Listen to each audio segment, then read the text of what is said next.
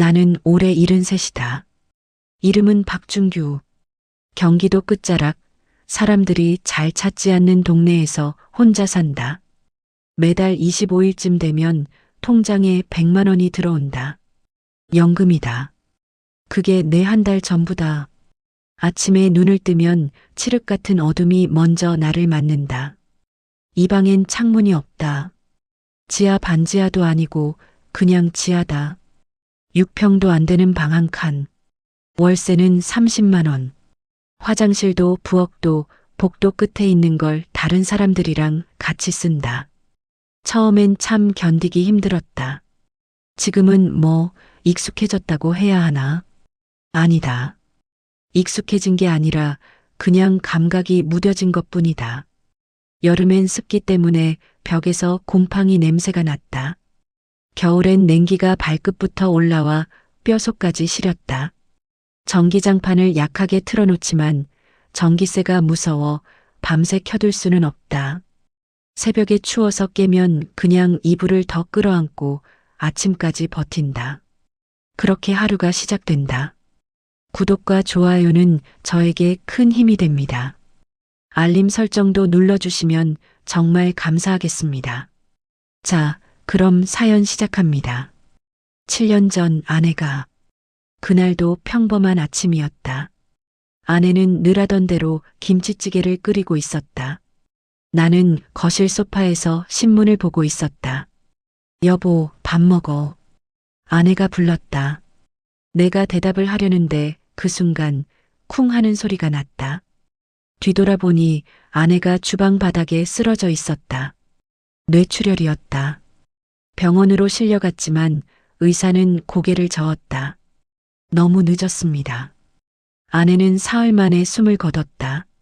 내 손을 한 번도 쥐어보지 못한 채, 눈도 한 번 뜨지 못한 채, 그냥 갔다. 장례식장에는 사람이 많지 않았다. 큰아들과 작은아들이 왔다. 며느리들도 왔다. 손주들도 왔다. 다들 울었다. 나도 울었다. 그런데 장례를 치르고 나니 뭔가 이상했다. 아이들이 빨리 정리하고 가려는 기색이 역력했다. 아버지, 이제 어떻게 하실 거예요? 큰아들이 물었다. 뭘 어떻게 하긴. 살아야지. 혼자 사시기 힘드실 텐데요. 괜찮아. 나 혼자 밥도 하고 빨래도 할 수 있어. 아들은 입술을 깨물었다. 뭔가 더 말하려다 말았다. 작은아들도 마찬가지였다. 그렇게 장례식이 끝나고 아이들은 떠났다. 그게 마지막이었다. 처음 몇 달은 가끔 전화가 왔다. 아버지 잘 지내세요? 하는 짧은 통화. 나는 응, 잘 지낸다 하고 끊었다. 그 다음엔 명절에만 왔다. 그 다음엔 명절에도 안 왔다. 그 다음엔 전화도 안 왔다. 왜 그랬을까? 지금도 잘 모르겠다. 내가 뭘 잘못했을까? 아이들을 키우면서 혹독하게 대한 것도 아닌데. 물론 가난했다. 돈을 많이 못 벌어준 건 사실이다. 공장 노동자였고 월급은 빠듯했다. 아내는 시장에서 좌판을 벌여 생선을 팔았다. 우리는 그렇게 아이들을 대학까지 보냈다. 큰아들은 대기업에 들어갔다. 작은아들은 자기 사업을 했다. 우리는 정말 자랑스러웠다. 아내는 늘 말했다. 우리 애들 정말 잘 됐어. 고생한 보람이 있어. 나도 그렇게 생각했다. 그런데 아이들이 커가면서 뭔가 달라졌다. 명절에 오면 불편한 기색이 역력했다. 우리 집이 좁고 낡아서 그런 것 같았다. 큰아들네는 좋은 아파트에 살았다. 며느리는 우리 집 부엌을 보고 얼굴을 찌푸렸다. 손주들은 우리 집에 오기 싫어했다. 그래도 아내가 있을 땐 괜찮았다. 아내가 음식을 해주고 손주들을 챙겨주고 분위기를 풀어줬다. 아내가 없어지니까 그 끈도 끊어진 것 같다. 나는 그게 서러웠다. 그렇다고 아이들한테 왜 안 오느냐, 왜 전화를 안 하느냐 할 수도 없었다. 그런 말을 하면 나만 초라해지는 것 같았다. 그래서 나도 전화를 안 했다. 아이들도 안 했다. 그렇게 시간이 흘렀다. 아내가 떠나고 1년쯤 지났을 때 돈이 문제가 됐다. 공장은 진작에 그만뒀다. 허리가 안 좋아서 더는 일을 할 수 없었다. 아내가 모아둔 돈이 좀 있었는데 장례 치르고 병원비 내고 빚 갚고 나니 거의 남지 않았다. 집은 전세였는데 집주인이 나가달라고 했다. 재개발 때문이라고 했다. 나는 갈 곳이 없었다. 아들들한테 말할까 생각했지만 자존심이 허락하지 않았다. 나는 혼자 방을 알아봤다. 처음엔 그래도 조금 괜찮은 곳을 보러 다녔다.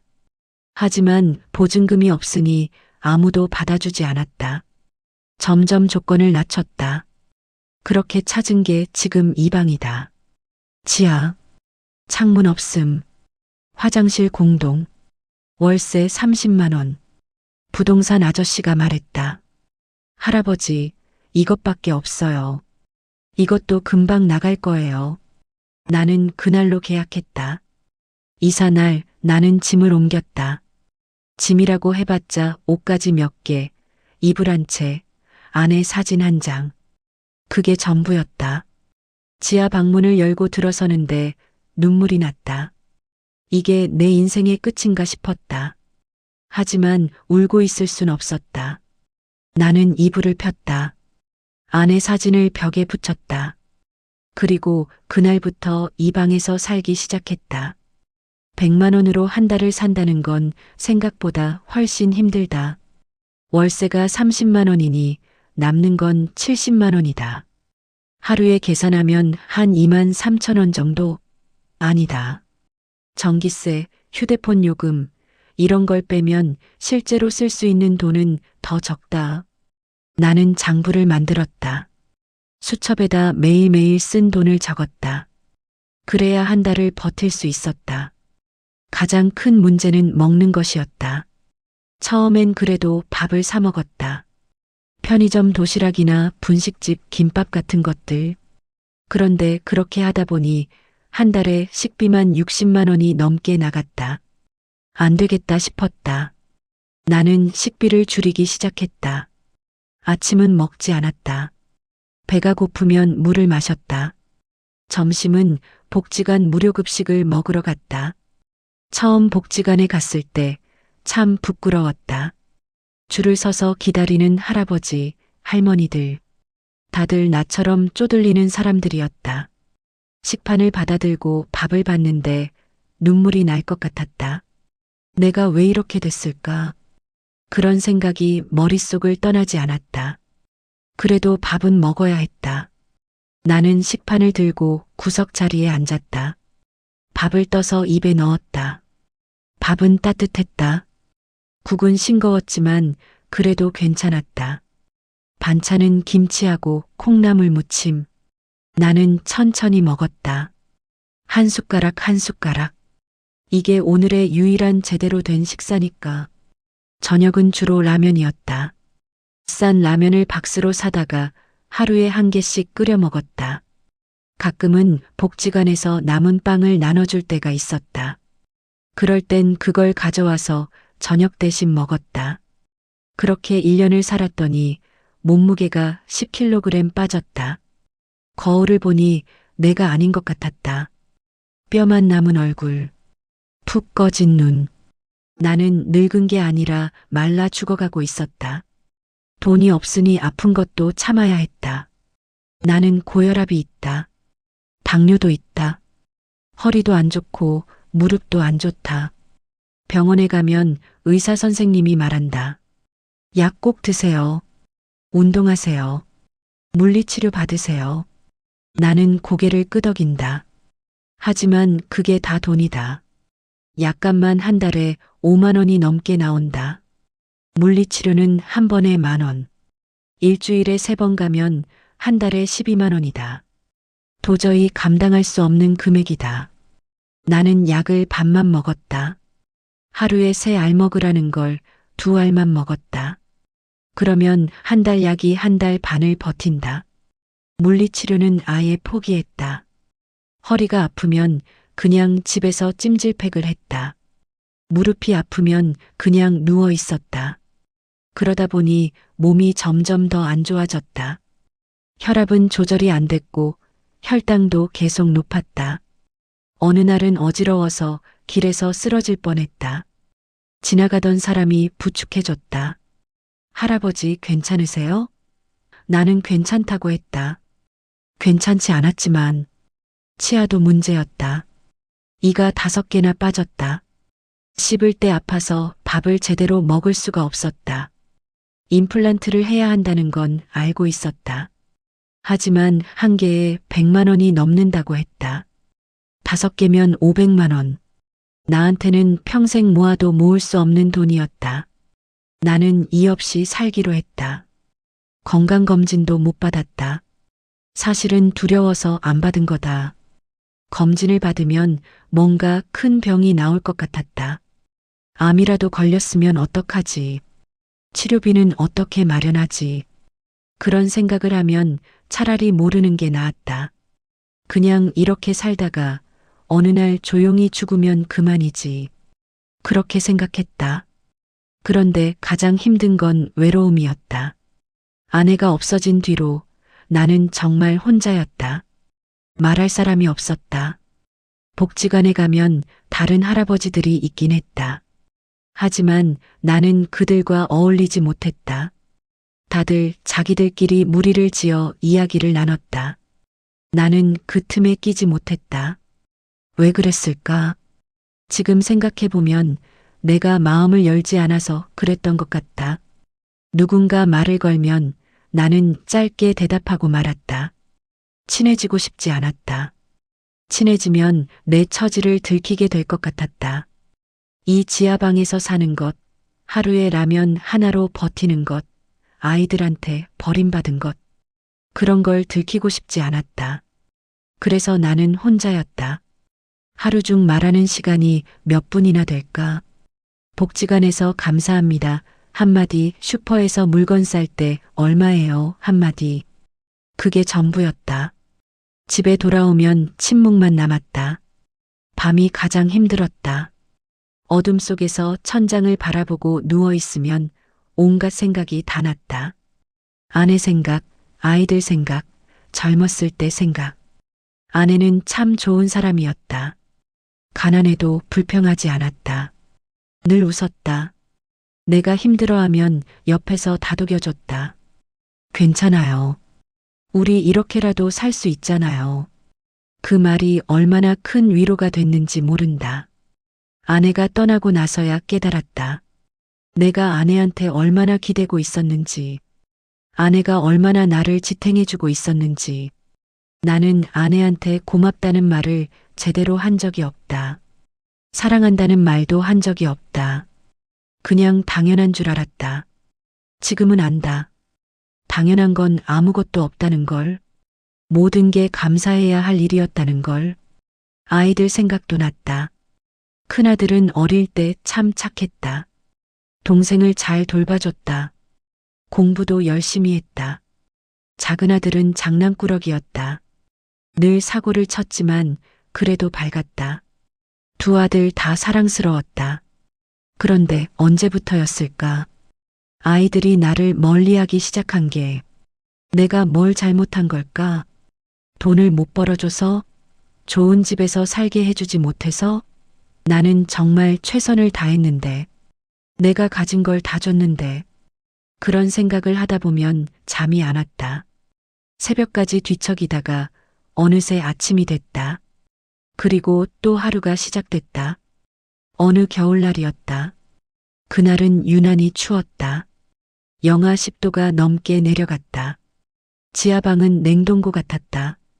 전기장판을 틀었지만 소용없었다. 이불을 뒤집어 쓰고 있어도 몸이 떨렸다. 나는 방 안을 걸어 다녔다. 조금이라도 몸을 움직이면 따뜻해질까 싶어서. 그러다 문득 거울을 봤다. 거울 속에 낯선 노인이 서 있었다. 뼈만 앙상하게 남은 몸, 헝클어진 머리, 수염도 제대로 안 깎아서 더러워 보이는 얼굴. 이게 나인가? 나는 거울을 오래 쳐다봤다. 그러다 갑자기 화가 났다. 나 자신한테, 아이들한테, 세상한테. 왜 이렇게 됐어? 왜? 나는 소리를 질렀다. 목청이 터져라 외쳤다. 아무도 듣지 못하는 지하방에서 나는 소리를 지르고 또 지르다가 주저앉아 울었다. 얼마나 울었을까? 한참을 울고 나니 정신이 돌아왔다. 나는 눈물을 닦았다. 일어섰다. 벽에 붙은 아내 사진을 봤다. 아내는 웃고 있었다. 여보, 미안해. 내가 이렇게 됐어. 나는 중얼거렸다. 아내는 대답하지 않았다. 당연하다. 사진일 뿐이니까. 그 겨울을 지나고 봄이 왔다. 여름이 왔다. 또 가을이 왔다.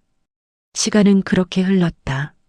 나는 여전히 이 지하방에서 100만 원으로 살았다. 복지관에 다녔고 라면을 먹었고 약을 반만 먹었다.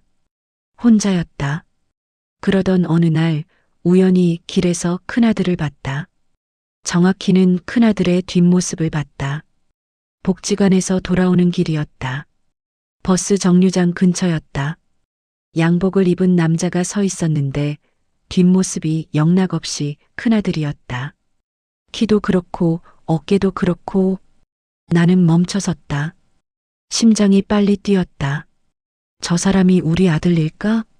확인하고 싶었다. 다가가서 아들아 하고 부르고 싶었다. 하지만 나는 그러지 못했다. 만약 내가 다가갔는데 그 사람이 내 아들이 아니라면? 아니, 그게 진짜 내 아들이라면? 아들이 나를 보고 뭐라고 할까? 반가워할까? 아니면 당황해할까? 내 초라한 모습을 보고 실망할까? 나는 그 자리에 서서 그 남자의 뒷모습만 쳐다봤다. 그러다 버스가 왔다. 남자는 버스에 올라탔다. 버스는 떠났다. 나는 그대로 서 있었다. 그날 밤 나는 아들한테 전화를 걸까 말까 고민했다. 핸드폰을 들었다 놨다를 반복했다. 결국 걸지 못했다. 왜 그랬을까? 지금 생각해보면 내가 두려웠던 것 같다. 거절당할까봐. 아들이 차갑게 대할까봐. 아니면 아들이 나를 불쌍하게 여길까봐. 나는 그게 싫었다. 자존심이었을까? 아니면 그냥 지친 거였을까? 그해 겨울, 나는 크게 아팠다. 새벽에 갑자기 가슴이 아파왔다. 숨을 쉴 수가 없었다. 식은땀이 났다. 나는 핸드폰을 집어들었다. 119를 눌러야 하나. 하지만 손이 떨려서 제대로 누를 수가 없었다. 이대로 죽는 건가? 그런 생각이 들었다. 이 지하방에서 혼자 아무도 모르게. 내일 집주인이 월세를 받으러 와서 내 시체를 발견하겠지. 그리고 아이들한테 연락이 갈 거다. 아버님 돌아가셨습니다. 아이들은 뭐라고 할까? 울까? 아니면 그냥 장례나 빨리 치르자고 할까? 나는 아내 사진을 봤다. 여보, 나 이제 가나 봐. 중얼거렸다. 아내는 웃고 있었다. 그런데 조금 지나니 통증이 줄었다. 숨도 천천히 쉴 수 있게 됐다. 나는 살았다. 그날은 그렇게 넘어갔다. 다음 날 병원에 갔다. 의사 선생님이 말했다. 협심증입니다. 위험한 상황이었어요. 큰 병원에서 정밀 검사를 받으셔야 합니다. 돈이 없는데요. 내가 말했다. 의사 선생님은 난처한 표정을 지었다. 그래도 검사는 받으셔야 합니다. 다음엔 진짜 위험할 수 있어요. 나는 고개를 끄덕였다. 하지만 검사는 받지 않았다. 돈도 없었고 받아봤자 달라질 것도 없었다. 그냥 조심하면서 살기로 했다. 그 일이 있고 나서 나는 조금 달라졌다. 죽을 수도 있다는 걸 실감했다. 어쩌면 이제 얼마 남지 않았을지도 모른다는 생각이 들었다. 그렇다면 이대로 끝내고 싶지 않았다. 나는 아이들한테 편지를 쓰기로 했다. 종이와 펜을 샀다. 1,000원짜리 공책 하나, 500원짜리 펜 하나. 나는 방 안에 앉아서 편지를 썼다. 큰아들아, 작은아들아. 잘 지내고 있니? 아버지는 잘 지낸다. 걱정하지 마라. 너희한테 할 말이 있어서 이렇게 편지를 쓴다. 사실 전화를 할까도 생각했는데 목소리를 들으면 내가 울 것 같아서 편지로 쓴다. 나는 너희를 원망하지 않는다. 내가 너희한테 해준 게 없는데 무슨 원망을 하겠니? 오히려 미안하다. 좋은 아버지가 되지 못해서 돈도 못 벌어주고 좋은 집에서 살게 해주지도 못하고 그래도 너희는 잘 컸다. 너희 엄마랑 내가 제일 자랑스러워하는 게 너희들이다. 너희가 잘 살고 있다는 거, 그것만으로도 나는 행복하다. 나는 이제 늙었다. 얼마 안 남았을지도 모른다. 그래서 이 편지를 쓴다. 나중에 후회하지 않으려고. 너희 엄마가 많이 보고 싶다. 너희들도 보고 싶다. 손주들도 보고 싶다. 하지만 괜찮다. 너희가 행복하면 그걸로 됐다. 건강하게 잘 살아라. 아버지는 항상 너희를 사랑한다. 아버지가 편지를 다 쓰고 나니 눈물이 났다. 나는 편지를 봉투에 넣었다.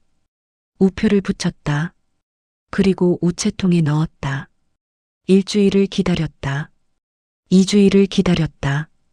한 달을 기다렸다. 아무 연락도 없었다. 편지가 안 갔을까? 아니면 받았는데 답장을 안 한 걸까? 나는 알 수 없었다. 그저 기다릴 뿐이었다. 2달쯤 지났을까? 어느 날 저녁 문을 두드리는 소리가 났다. 나는 깜짝 놀랐다. 이 방에 찾아오는 사람은 집주인밖에 없는데 월세 낼 날도 아니었다. 문을 열었다. 큰아들이 서 있었다. 나는 말문이 막혔다. 아들도 그랬다. 우리는 그렇게 한동안 서로를 쳐다봤다. 아버지. 아들이 먼저 입을 열었다. 목소리가 떨렸다.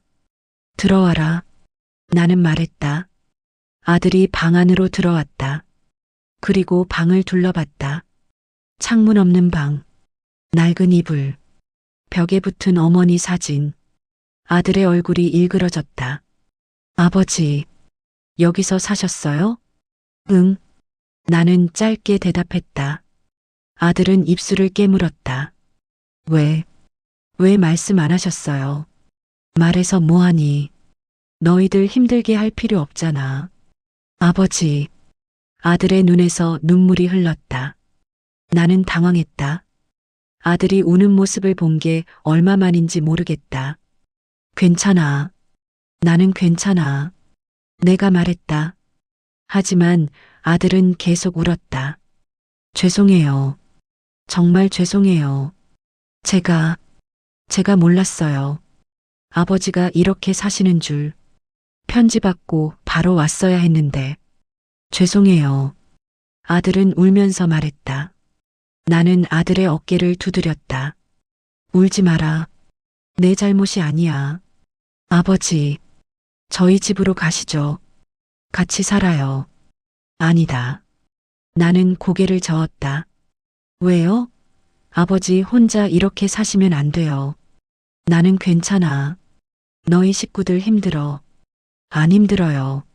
아버지 모시고 사는 게 당연한 건데. 아니야. 나는 단호하게 말했다. 나는 여기서 살 거야. 이게 내 삶이야. 너희한테 짐이 되고 싶지 않아. 아들은 더 이상 말하지 못했다. 그냥 고개를 숙이고 울었다. 나도 눈물이 났지만 참았다. 가끔 연락이나 해라. 그걸로 충분하다. 내가 말했다. 아들은 고개를 끄덕였다. 그날 이후 아들이 가끔 전화를 했다. 한 달에 1번, 많으면 2번. 짧은 통화였다. 아버지 잘 지내세요? 응, 잘 지낸다. 그 정도. 하지만 그것만으로도 나는 행복했다. 완전히 끊어진 줄 알았던 끈이 다시 이어진 것 같았다. 작은 아들도 연락을 했다. 처음엔 어색했다. 하지만 시간이 지나면서 조금씩 나아졌다. 명절엔 아이들이 찾아왔다. 손주들도 데리고 왔다. 이 좁은 방에서 우리는 함께 밥을 먹었다. 물론 예전처럼 돌아간 건 아니다. 나는 여전히 이 지하방에 산다. 100만 원으로 한 달을 버틴다. 복지관에 다니고 라면을 먹고 약을 아껴 먹는다. 그게 내 현실이다. 하지만 이제는 조금 덜 외롭다. 전화가 오면 반갑다. 아이들이 오면 기쁘다. 그게 나한테는 큰 위안이다. 얼마 전 나는 복지관에서 한 할머니를 만났다. 나처럼 혼자 사는 할머니였다. 우리는 밥을 먹다가 눈이 마주쳤다. 할머니가 먼저 말을 걸었다. 할아버지, 자주 보네요. 나는 고개를 끄덕였다. 네, 자주 옵니다. 그날 이후 우리는 가끔 이야기를 나눴다. 별것 아닌 이야기들. 날씨 이야기, 밥 이야기, 텔레비전 이야기. 하지만 그게 좋았다. 말을 할 수 있다는 게 좋았다. 어느 날 할머니가 물었다. 할아버지는 뭐가 제일 힘드세요? 나는 잠시 생각했다. 외로운 게 제일 힘듭니다. 저도요. 할머니가 웃었다. 슬픈 웃음이었다. 우리는 그렇게 친구가 됐다. 외로운 노인들의 우정. 뭐 거창한 건 아니다. 그냥 밥 먹을 때 같이 앉고 가끔 이야기를 나누는 정도. 하지만 그것만으로도 삶이 조금은 견딜만해졌다. 이제 나는 74이다. 여전히 이 지하방에서 100만 원으로 산다. 여전히 창문 없는 방에서 잠들고 복지관에 가서 밥을 먹고 혼자 라면을 끓여 먹는다. 몸은 더 안 좋아졌다. 이는 더 빠졌고 허리는 더 아프고 무릎도 더 아프다. 하지만 나는 살아있다. 매일 아침 눈을 뜬다. 어둠 속에서 천장을 본다. 그리고 생각한다. 오늘도 하루를 살아보자. 가끔 아내 사진을 본다. 여보, 나 아직 여기 있어. 중얼거린다. 아내는 웃고 있다. 변함없이. 가끔 아이들한테서 전화가 온다. 아버지 잘 지내세요? 응, 잘 지낸다. 짧은 대화. 하지만 그게 나를 지탱해준다. 가끔 복지관에서 할머니를 만난다. 같이 밥을 먹는다. 이야기를 나눈다. 그러면 조금 덜 외롭다.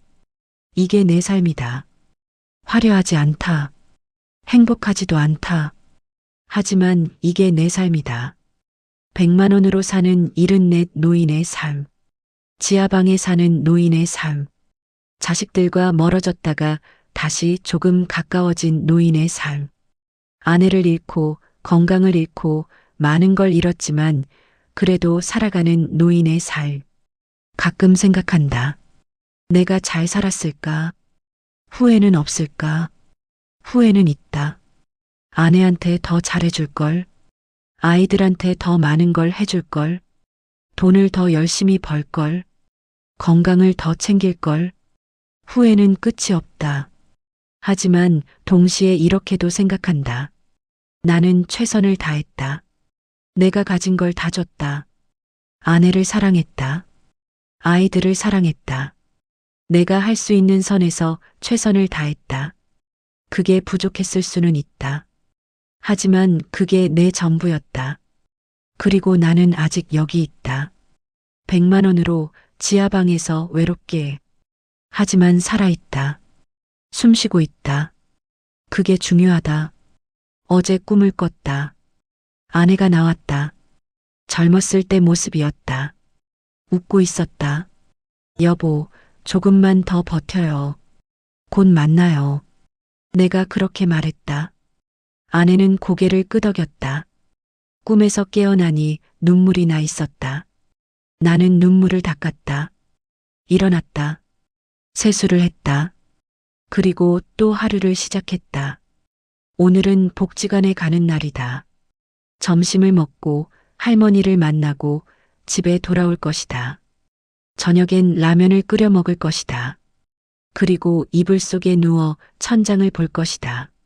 내일도 그럴 것이다. 모레도 그렇게 나는 산다. 하루하루를. 이게 74 박준규의 삶이다. 100만 원으로 사는 남자의 삶이다.